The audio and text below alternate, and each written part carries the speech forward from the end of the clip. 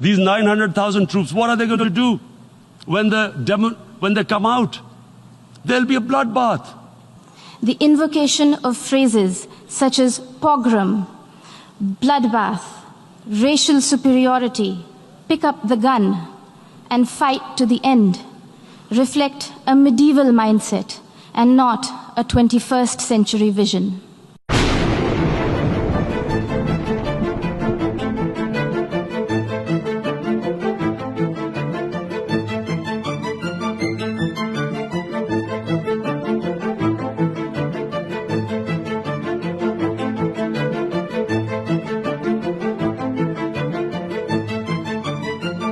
I want to repeat here, this is one of the most critical times.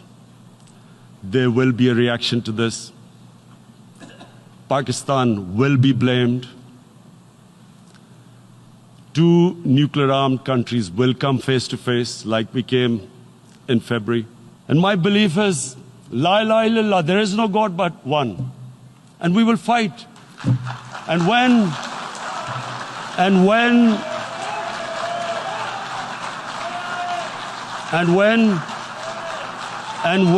a nuclear-armed country fights to the end, it will have consequences far beyond the borders. It will have consequences for the world, which is why I repeat I'm here. Because I'm warning you, it's not a threat. It's a fear, worry, that where are we headed? Prime Minister Imran Khan's threat of unleashing nuclear devastation qualifies as brinksmanship, not statesmanship.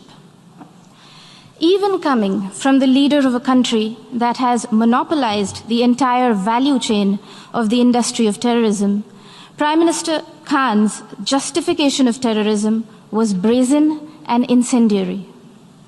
For someone who was once a cricketer and believed in the gentleman's game, today's speech bordered on crudeness of a variety reminiscent of the guns of Dara Adam Khel.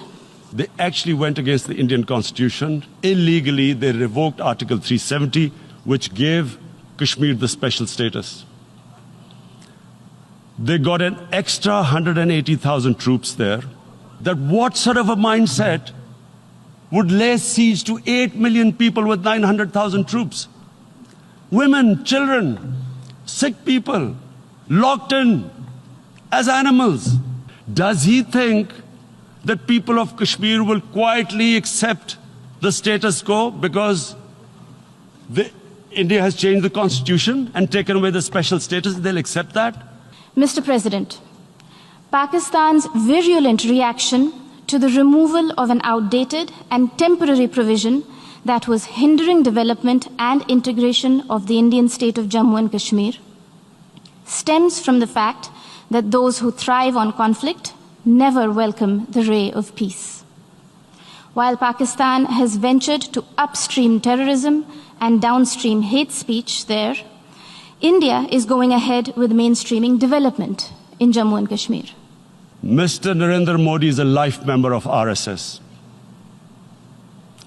RSS was an organization that was inspired by Adolf Hitler and Mussolini, came about in 1925.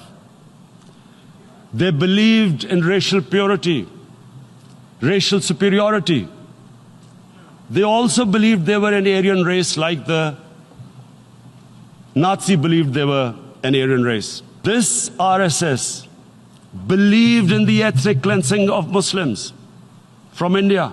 Mr. President, having mainstreamed terrorism and hate speech, Pakistan is trying to play its wild card as the newfound champion of human rights. This is a country that has shrunk the size of its minority community from 23% in 1947 to 3% today, and has subjected Christians, Sikhs, Ahmadiyas, Hindus, Shias, Pashtuns, Sindhis, and Balochis to draconian blasphemy laws, systemic persecution, and blatant abuse and forced conversions. Their newfound fascination for preaching human rights is akin to trophy hunting of the endangered mountain goat, the markhor. This is openly stated. You look at the the founding fathers of RSS, Golwalkar and Savarkar. Just Google them and you'll find out. And this ideology of hate is what murdered the great Mahatma Gandhi in 1948. It was this ideology of hate